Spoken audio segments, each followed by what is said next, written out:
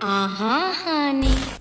Now I want to talk about these Sam Raimi Spider-Man movies for a very long time because I grew up on them, so I got a lot to say, and tax season right around the corner. But for this specific video, I mainly want to touch on Spider-Man 1 and cover the others in their own respective videos. Especially Spider-Man 3, because if you ask me, that's the best one. And I know bangers. I know bangers. And for you diehard Tobey Glazers, just know I'm gonna be covering these in a satirical way. So without further ado, let's get into this. Bro, one of the things that I hated about pre-canon event Pete was the fact that this man literally had negative game, which actually pisses me off because I feel like that's the reason every Spider-Man that came after him couldn't pull. Garfield literally fumbled a bag, Miles got backdoored, and Tom? We don't talk about Tom. But I'm starting to think that Sam Raimi had something against Tobey Maguire because he stayed getting hoed throughout this entire movie. And to make things even worse, pre-canon event Pete wasn't making up for it at all. Bro really fumbled the bag every chance he got. Like right here when he thinks that MJ's waving at him, so he decides to wave back, but it turns out she's just looking at the people right behind him. Bro, the worst part of all this is that she had to have seen this nigga. Like there ain't no way she looking at the people shoulder distance away from you and she still ain't clocking you. Couldn't give his ass a head nod or nothing. Nah, this man cooked. And at this point in the story, pre-canon event Pete is too sorry to do anything about it. Bro really stayed getting hoed the entire intro, including by his man Harry, who's supposed to be his friend. But if I'm being honest, I have to say that shit with the asterisk. Cause as soon as I saw Harry walk up to MJ and use Pete's lines to season her up, I knew he was only friends with bro so he could cheat off his papers in class. This nigga even had the audacity to look back at Pete with this face right afterwards. Bro, this is the face of someone who's about to fuck your bitch. I'm telling you, that's the fuck your bitch grimace. This man really had to sit back and watch the girl of his dreams get cuffed up right in front of him like Adam 22. And y'all wanna know how he decided to cook up afterwards? He takes out his camera, walks up to MJ, and asks her to post up and take some flicks.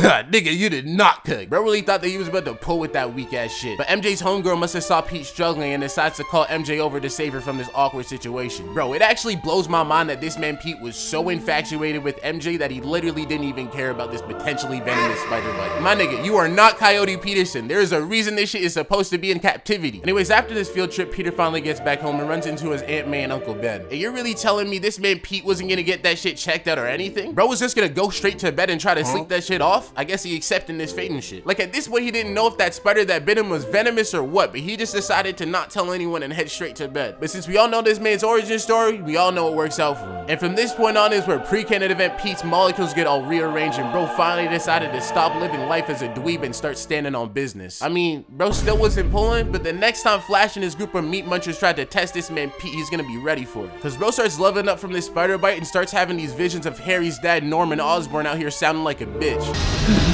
No, I'm playing. Bro was just messing around with that G serum and that shit caused him to crash out. This nigga's vitals were gone and that's when this doctor tries to run in and save him just for him to get thrown over the ropes like a Royal Rumble and for Green Goblin to start his hater arc. And when we finally catch back up with Peter after he wakes up, bro really came out here acting different. He saw MJ walking through the cafeteria looking bad as shit, but I guess the writers made her a bimbo. You telling me she couldn't look down while walking? She really out here tripping on some juice trying to commit insurance fraud, but luckily Peter was there to save the day. And this nigga cool as shit now. He even saved her lunch and shit. But you can tell this is the first time bro ever laid hands on a woman. Cause MJ gives Pete an open lane and in classic Tobey Maguire fashion, this nigga fumbles the bag. Stands there like a mute just staring at her ass until he gets nervous and runs away. And Flash being the hater he is couldn't let the whole school see his girl getting stolen by this lame ass nigga Pete. So he decides to pull up and try to run the ISO with him. Sneaking this man Pete in the hallway right after one of the best scenes in cinematic history. I mean this shit was made in 2001. Some of y'all niggas wasn't even born then. A matter of fact, if you were born before 2001, leave a like, and if you were born after 2001, leave a comment. And we gonna see what the community saying in the next Spidey video. Anyways, back to this shit still looking bad for Flash. Cause now that this man Pete done had his canon event, he's ready to fleece anybody. Fun fact, for the role of Flash Thompson, this actor was required to have this foo-foo ass fighting stance. Bro, I couldn't tell if this was Flash Thompson or Sean Strickland. Matter of fact, throw iCarly in the mix. Off the way this nigga pulled up alone, I already knew he was about to get cooked. Flash out here fighting like a nigga who tells you he only sees red and ends up getting clobbered by Pete in front of the whole school. And even worse, it took place in front of the hoes. And even though bro deserved it cause he was a bully, Peter Parker was kinda going OD. Like bro did not have to be hitting these backflips mid-fight like he Duke Dennis and shit. But hey, Flash fucked around and found out. And after he got humbled in front of the whole school, Pete decides to run away and test out his new powers. And we move on from pre-canon event Pete into his vigilante arc.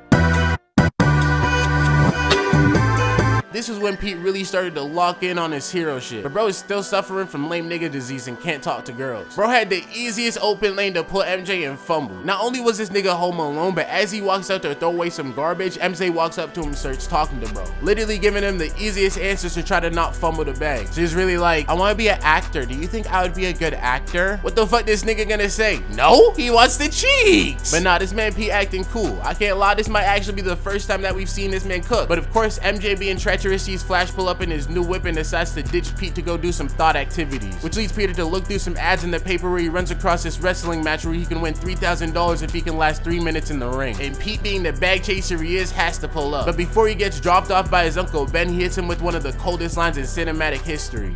Remember, with great power comes great responsibility. Yo nigga, I'm about to put that shit on the ground. Anyways, Peter gets mad at Uncle Ben for trying to give him some life advice. I don't know. It's probably this nigga hormones and shit. And he decides to storm off into this wrestling arena where he has to run the ISO with this prehistoric nigga Bonesaw for 3 minutes to win $3,000.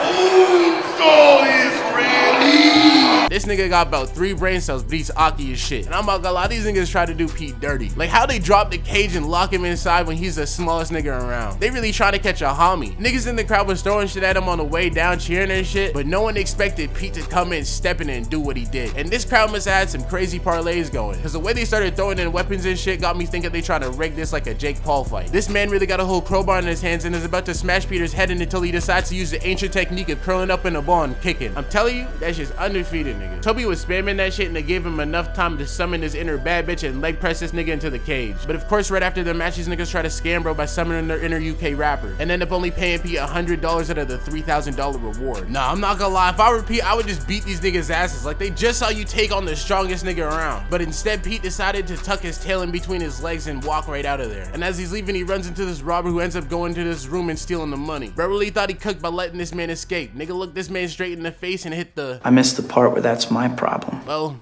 about 30 seconds later, nigga. Because we all know this man Spider-Man's origin story, and the same robber he ended up letting go ended up sending his uncle to early retirement. Hey yo, let me know if you would have let this nigga slide or if you would have tried to stop him in the comments. Anyways, Pete's about to get his get back, but starts to second guess himself when he sees this man's face and realizes that he was partially responsible for the death of his uncle. And I'm not gonna lie, this robber must have got no sense, because instead of trying to run away, this man ups that shit at Pete, which causes him to attack him and push his ass through a window. And right after he gets home, he has a pep talk with his auntie, which makes him reflect on the last words his Uncle Ben told him. With great powers comes great responsibility. And this leads Pete to embark on his vigilante arc and become the pulp culture icon we all know and love. But this man still can't get hoes. He runs into MJ while she's working at this deli and has to find out the hard way that she's been dating this homie Harry. Bro, I told y'all from the start, this nigga was a fraud of a friend. This man deserved everything he got in those PlayStation games. Anyways, even though he doesn't have MJ, things are starting to look good for Pete, because he lands himself an interview at the Daily Bugle to take pictures of Spider-Man around the city. And after J. Jonah Jameson sees the photos he brought, he brainstorms an iGetEm video title and gives him the job. Headline: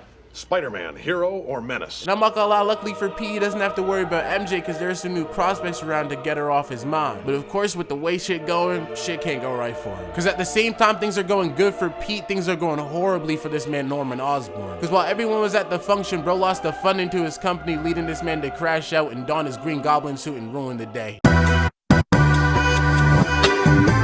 Bro, I can't lie, this is one of my favorite scenes in the movie based on how hilariously this all plays out. Bro so much try to dirty Mac and hit up MJ right in front of Peter like an L-man. And then Norman pulls up out of nowhere dropping bombs across the city like he just got an MW2 kill streak. But luckily for everyone around, Peter was able to do his Spidey shit and save these two. And that's cool and all, but his cover's blown. Bro, all I'm saying is this man is not messed up right now. How is no one noticing that he's Spider-Man? I guess they just letting that shit slide, so then they start getting bold. Got this man stripping down in his super suit, running straight through this crowd and still nobody clocking it. The whole time Norman's out here being a complete menace to society. This man might be the only nigga to crash out in 2 different movie universes. Nigga is top 3 haters of all time and it's not even close. Like he didn't even care that he was blowing up that same platform that his son and MJ were on. And during all this chaos, this man Harry ends up getting taken out by debris and somehow hits the ground gracefully as shit, leading this man Norman to pull up on MJ, but Peter was able to get there in time, pulling up in his spider suit and hit this man Norman with a mean ass swing kick. That shit was so clean that we just gonna ignore the zesty ass pose he hit right afterwards. And now that this man Norman hits the ground, he starts getting surrounded by cops, and I'm not gonna lie, it started looking bad for him. These New York police are really bad, y'all. But nah, this nigga just start beating their asses. Bro, fuck the function getting ruined. I'll be mad. This is where my taxes going. Anyways, right after Norman tries to continue the ISO with Spider-Man and hops on this droid and starts sending these shots at Peter while he leads him away from the crowd. And this next scene is for all y'all who think Garfield is better than Tobey when it comes to this Spidey shit. Cause unlike that nigga, this man was mid-fight with the Green Goblin but still able to save his girl, leading MJ to fall in love with Spider-Man and finally come to her senses and break up with Harry. And even after all that shit, this man's still trying to justify his actions for being an L-Mans. Bro gotta get put on fraud watch immediately. But it all ends up working out because our boy Pete ends up catfishing MJ with the Spidey suit and ends up getting a kiss from her afterwards. Nigga finally cooked. I mean, questionably, but